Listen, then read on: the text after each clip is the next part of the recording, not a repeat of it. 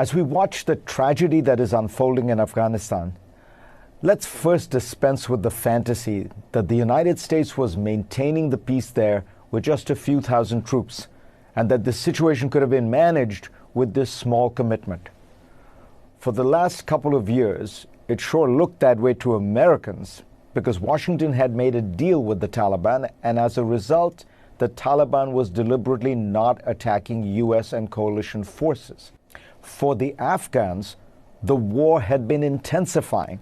In the summer of 2019, the Afghan army and police force suffered their worst casualties in the 2 decades of fighting.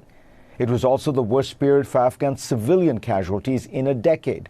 In 2018, when the United States had 4 times as many troops as this year, the fighting was so brutal that 282,000 Afghan civilians fled their homes in the countryside. Frustration with the Afghan government and its American patrons was rising. A government survey done that year showed that Afghan support for U.S. troops was at 55%, down from 90% a decade earlier. You have heard people suggest that the withdrawal should have been delayed just a bit. Perhaps, but consider this news report in The Guardian in 2016. Afghan forces lose ground to Taliban despite delayed U.S. troop withdrawal. You see, the story pointed out that the U.S. military had persuaded President Barack Obama to delay the troop withdrawals he had planned but already delayed a year earlier.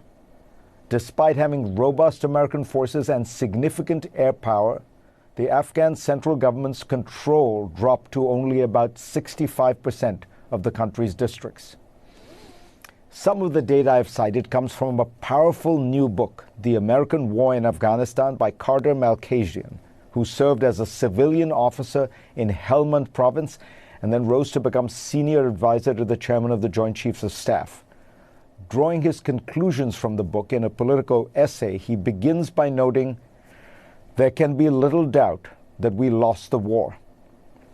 The United States spent 20 years, $2 trillion, commanded at its peak 130,000 coalition troops, built up an Afghan security force of 300,000, at least on paper, and used the world's most sophisticated and lethal air power. Still, it was unable to defeat an ill-equipped Taliban force of perhaps 75,000. Why?"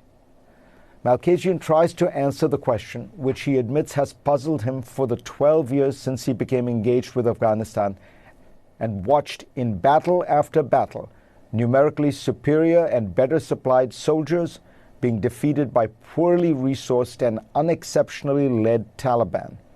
In the last few weeks, the most extraordinary sight has surely been to see how little the Afghan army and police has fought back, often melting away at the very sight of the invading Taliban force. Malkasian's basic answer comes from a Taliban scholar he met in Kandahar in 2019. The Taliban fight for belief, for Jannat, heaven, and Ghazi, killing infidels. The army and police fight for money. To be sure, Afghan soldiers have also been unable or unwilling to turn back the Taliban advance because they're not getting the supplies and backup they need from their leaders. That's not surprising given the many problems with the Afghan government. While democratically elected, it lacks broad support. In the 2019 election, just over 1.8 million people voted in a country with a population of 39 million. Corruption was and is endemic, and billions of dollars of American aid sloshed around carelessly made it much, much worse. The government never truly incorporated the rural Pashtun community from which the Taliban draws its greatest strength. But above all, that government's legitimacy was crippled because it survived only thanks to the support of a foreign power. Afghan identity is closely tied to resistance against foreign invasion, particularly the invasion of infidels. Afghan history glorifies the century-long struggle against the British and the jihad against the godless Soviet Union.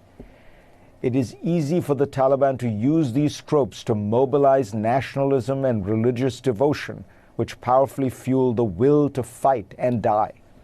The Ghani government has no countervailing narrative of equal intensity to inspire its troops.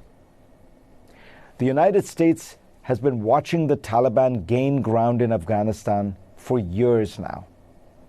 But it is rich and powerful enough to have been able to mask that reality through a steady stream of counterattacks and air, missile, and drone strikes.